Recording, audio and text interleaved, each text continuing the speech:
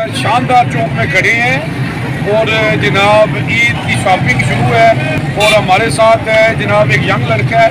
हाँ, इनसे बात करते हैं। जी अस्सलाम वालेकुम, क्या नाम है आपका? वसीम।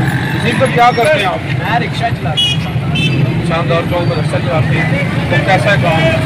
कोई नहीं है, ईद आ गई, आपने कपड़े सब लिए? कोई नहीं काम ही नहीं है, क्या वजह क्या है? रश होता है, काम रश होता है, काम नहीं होता।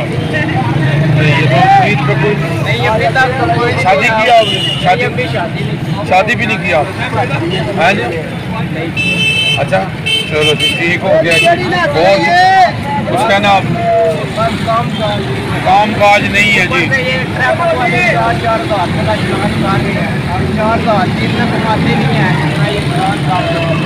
ठीक हो और कुछ जी? आपके बाद जनाब पहुंच गई है जनाब जी। यूजी न्यूज़ जावा जी।